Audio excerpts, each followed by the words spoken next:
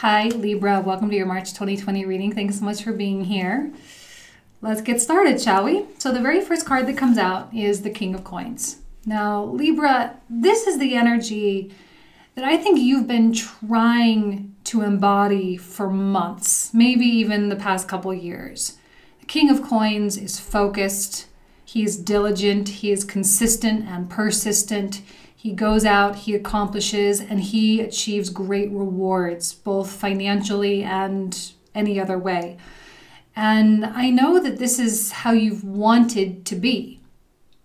And it's odd that you're taking on this energy during Pisces season, which is often a season of confusion and all of that. But sixth house, the sun coming through the sixth house, I think is really giving a burst of energy, which is also mirrored by the Mars and Capricorn energy this month and for the next couple of months, of like, okay, now we can really sit down and do the work.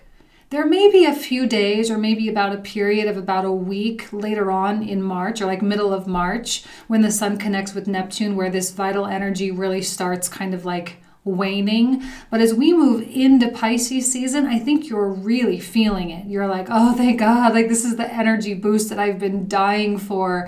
I don't want to be scattered. I want to be focused. I don't want to be all over the place. I don't want to be whimsical. I want to be productive. And I think you're finally really connecting with that part of you. Now, I love the devil coming out in your environment because this really is the oomph that you've needed to get things done.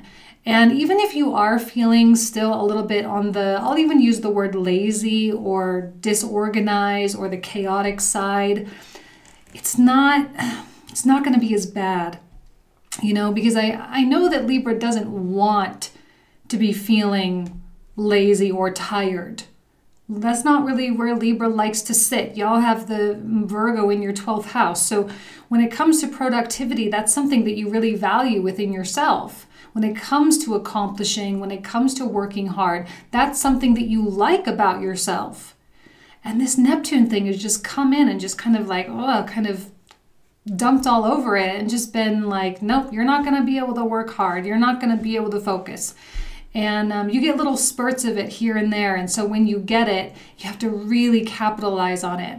So it's probably not going to be in your best interest to like feel productive and then go watch TV or feel productive and stand by the water cooler and gossip. Like when you're in the zone, capitalize on that time. All right.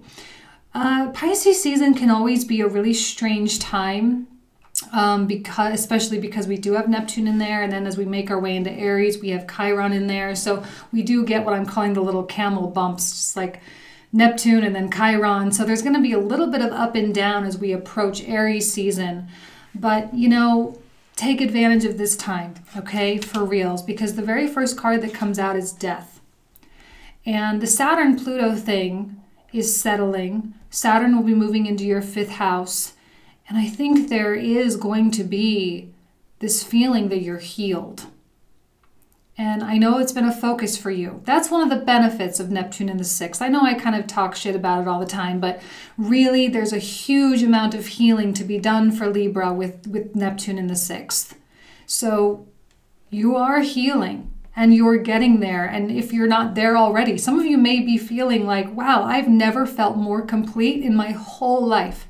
I have never felt more self-reliant and more on point and more together ever in my whole life.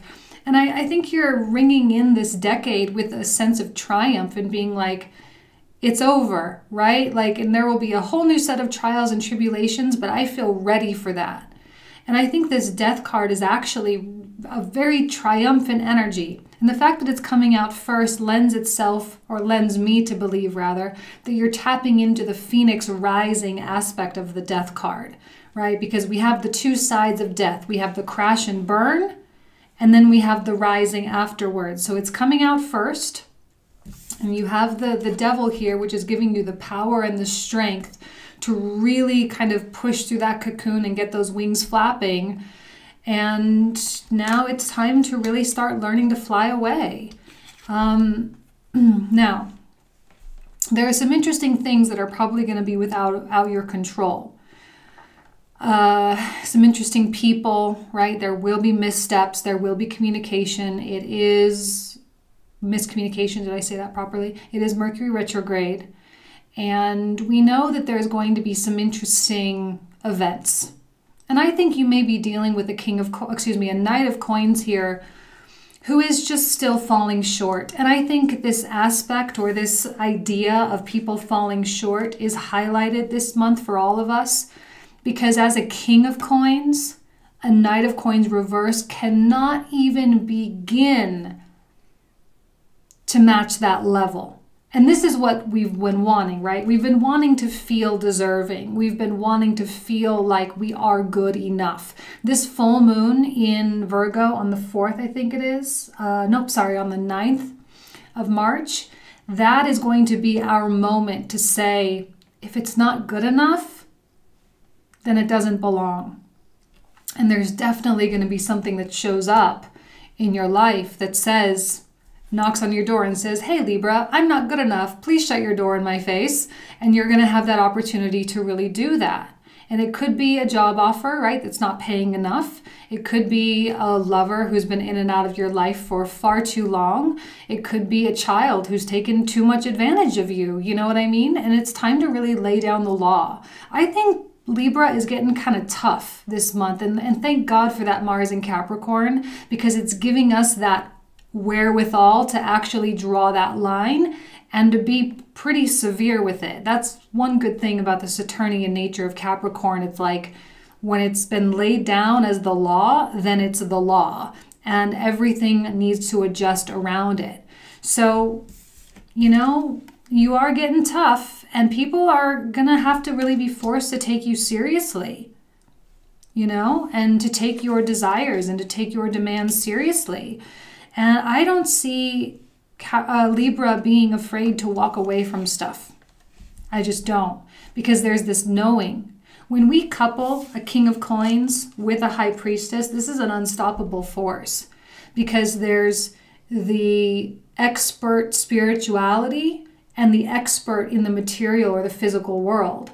This is what happens. This pairing is what happens when your insides are starting to match your outsides, when the way you feel about money starts to match your bank account, right? Or rather, your bank account starts to match how you're starting to feel about money, when your love life starts to mirror how ready you feel for love. So I know there's been so much emphasis with this Capricorn energy in the 4th house. It has been so much about what's going on in here and your home space and in terms of your security and your safety and all of that. And now it's really time, as Saturn enters into the 5th house, it's time for us to really open ourselves up and to make ourselves present in the world.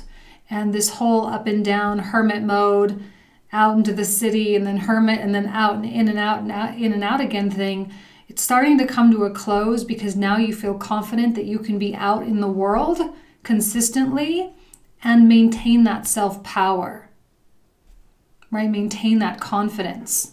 Because I think the faith that you have in yourself is much stronger than it's ever been as well. Okay?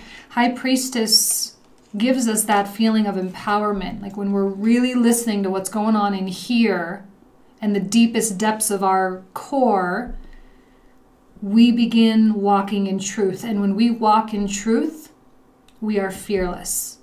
So the world is turning over, you guys. It is, and this is all thanks to the Capricorn, Saturn, Pluto stuff back in January.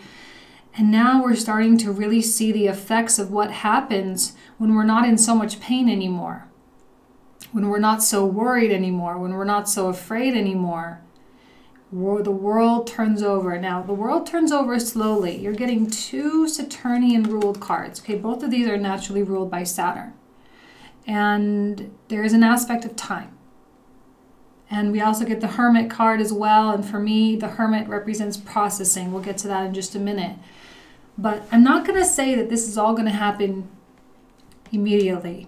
And I've been careful to say that this month, because I think a lot of people have been expecting things to just start popping and going off and changing and like, oh, it's a new year and oh, the Saturn-Pluto thing is over and And yet Saturn moves into Aquarius, and he's an intelligent Saturn in Aquarius, right? In Aquarius, he detaches emotionally, which thank God, right? Because I know that the fourth house stuff has been an incredibly emotional time. And you've had to really learn how to understand your emotions. And now you have an opportunity to use emotions as tools for manifestation rather than as something that you're victimized by, right? So we have this Saturn moving into the fifth. We have this ability to open ourselves up, to go out more solidly into the world. And as we do that and we slowly emerge, then that's when all these things kind of start coming to us. And it's going to be so purposeful, but also very precise. There's precision with Saturn in Aquarius, okay? So let's talk about the fifth house Aquarius for you guys, because this is a really romantic house. For those of you who have been wanting relationships but finding it very difficult, this is an opportunity here for you to actually connect with someone that you can have that long-standing relationship with. Some of you might not want to date at all because you feel so good with being single and you feel so content with living your life on your own terms, and actually it will be quite liberating. So whatever it is, whichever way you lean, it doesn't really matter. There's an aspect of children here as well. There's an aspect of creativity. There's an aspect of self-expression. So all these kinds of themes are really coming out for you, and it's going to be your main point of focus coming into the rest of 2020. And so this slow turnover is purposeful and lending itself to the switching of the nodes as well, which is going to be happening in May, I believe. So, you know, we have things happening, we have big things happening, but they're all happening kind of spaced out throughout the springtime and as we make our way towards summer. So we kind of have to just wait until these all kind of get settled, all right? Now, in the middle of the reading, we have this Two of Swords, which says you have some kind of choice of pathways in front of you. Some of you may feel like you're at a crossroads. Do I break up with this person or do I stay with them? Do I take that job or not? Do I move to that new location or not? Should I think about having family or not? All these are possibilities for you. And you know, right now is not the time to be making solid and hard and fast decisions. It's just not. It's Pisces season. Mercury Retrograde always kind of hazes things out. So it's best to just tap into a contentment within yourself. You don't have to make a decision right now. You don't have to really like set anything in stone. Okay? The King of Coins energy is just going to want to get to work. Now, I know that there are certain goals that you have. You want to achieve certain things, whatever. And you can make decisions according to that goal. And the King of Coins is going to like be really direct, really straight toward that thing. It's the decisions that aren't necessarily relevant to the King of Coins goals that are going to kind of trip you up. So this is a month to simplify. So if you are feeling like you have some decision, but that particular decision doesn't necessarily have a lot to do with what your ultimate goal is, just put this down. Just don't even worry about it. The universe will make the decision for you. It will step in. A lot of times I see the world as the universal power and the universal influence and the higher intelligence really swooping in and opening or closing doors for us to make it real clear, because you're in such an important transformative transition period that the universe doesn't want us to like revert backwards in any way. And so it's going to just guide us and nudge us, kind of like bumpers on, like, you know, for kids at a bowling alley, like the bumpers on the side of the bowling alley. And it's going to kind of help us do that. So you can be restful in faith that if it's not really in line with your King of Coins goals, then it might not necessarily be a necessary decision to make, and therefore you can just not worry about it. Because I'm telling you, your path is real clear. And I think a lot of you feel it, because it's probably for the first time in a long time. You have one, probably just some of you only have one or two goals, and that's it. And that's what you need right now. Anything more than that is probably really extra. And as we make our way toward Aries season, which is your opposite, right? It's your 7th house. You're going to have that opportunity to start opening yourself up, you know, as the 7th house, 8th house, 9th house. That's much more about how we show up in the world and interact with other people. So Pisces season, which is 6th house, really is more dedicated still to you and really perfecting yourself. So if you can just take this month as just kind of like the last month in the 12-month cycle for you to, you know, chill, relax, make sure you're on point for you, that'll be really beneficial, because you'll see how much movement Pisces season has. You won't be able to see it when you're in it. It might be really confusing when you're like swimming around in it.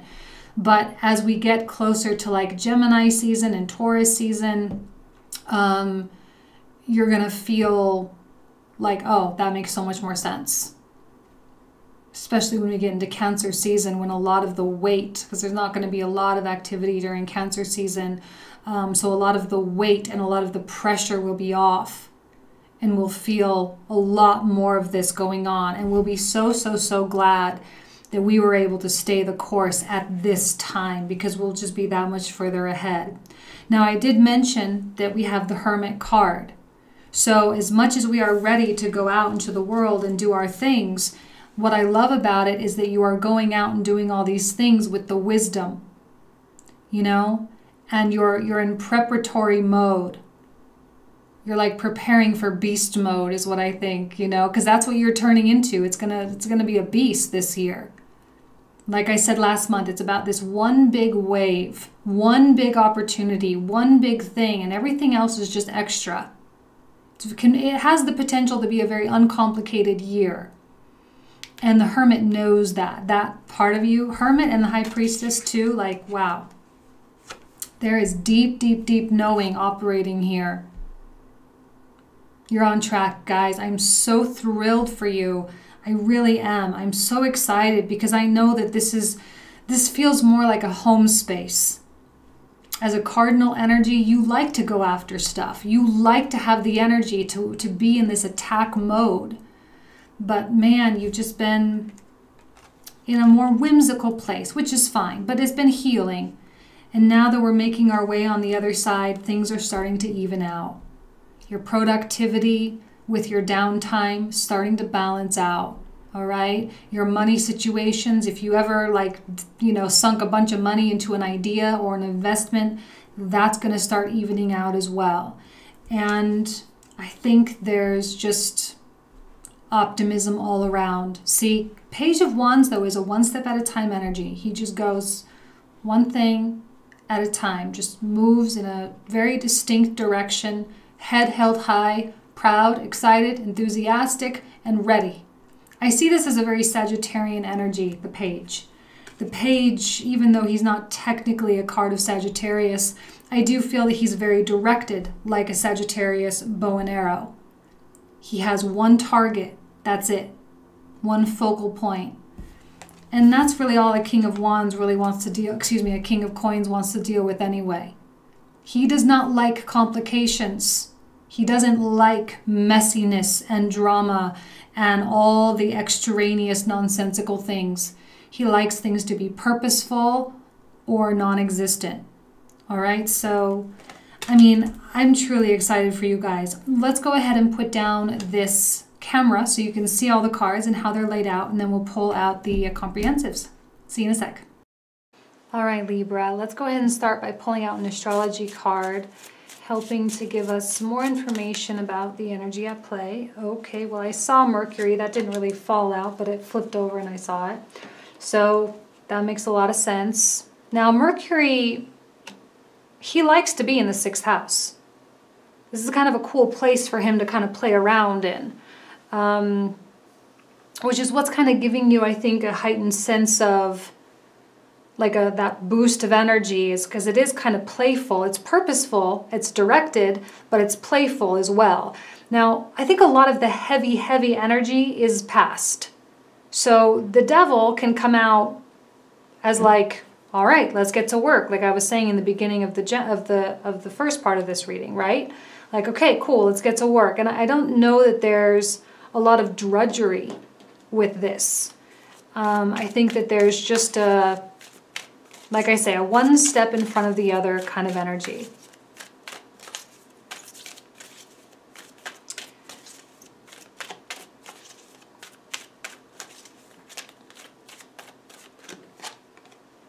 Mending, which I talked a lot about the healing for you guys with the Neptune in the 6th. And also 4th house activity can be very psychological as well. And I know you've been going deep. I know you haven't been afraid to push your limits. You know, I know that you haven't had that hesitation to really take it there, right? To go there, to go as deep as you've gone, and to challenge yourself as hard as you've challenged yourself, and to really push yourself, and to be brutally honest with yourself. That's one of the good things really about a Libra with the 12th house Virgo, is that they really are not afraid to be brutally honest with themselves. And when they're wrong, you know? And they take proper action to fix it. And I think your motivation to correct the wrongs or to balance the imbalances has been admirable. And you've made great strides in your journey here. So let's start pulling out the comprehensive cards. For those of you who are new to my channel, these will be the cards we talk about, and the link will be in the description box down below. We'll talk for another 20 to 25 minutes about these. So let's see what they've got to say. Ooh, okay. Hierophant, 4 of Cups. See, there's still that kind of like being real sure. Kind of holding back just a little bit, letting Pisces season pass, but still being very directed and still working toward the goal. But not getting excited about like shiny objects, like no distractions here at all.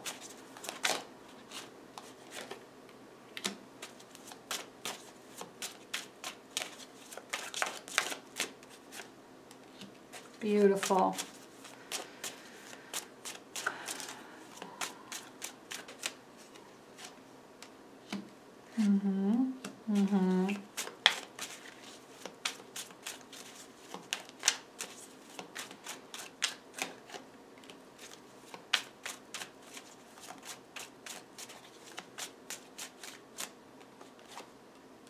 Didn't mean to get 2 cards, but we got them. Okay. 2 of Swords and, oh, okay. Well, we got 5 cards for the High Priestess. Not trying to make it confusing, guys. I try not to usually pull out so many, but if they fall out, we'll take them. Okay. Let's look at the World card.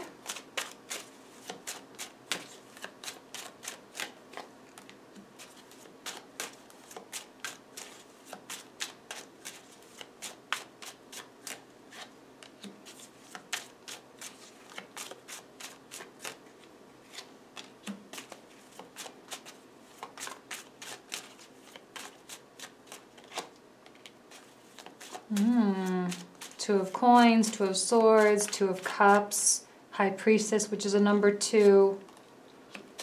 Beautiful. Another reinforcement of universal intervention. Ooh, Devil reverse. Let's pull out another one for that. Okay, great.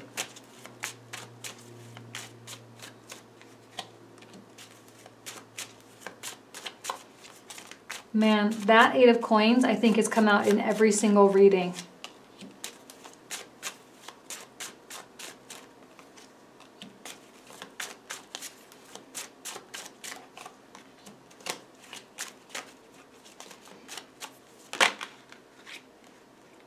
Oh, from a 5 of Coins to a 10 of Coins. Beautiful. A lot of coins coming out here. 3 of Wands, Star.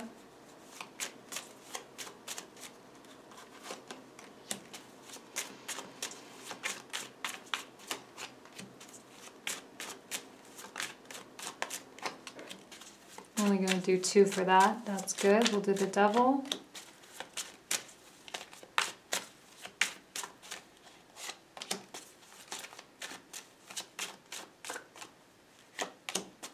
Beautiful. All right, you guys, I'm going to leave you guys with that. Have an excellent month. If I don't see you in the comprehensive, I'll see you in Aries season. But if I do, then I'll see you in just a sec. Thanks so much. Take care.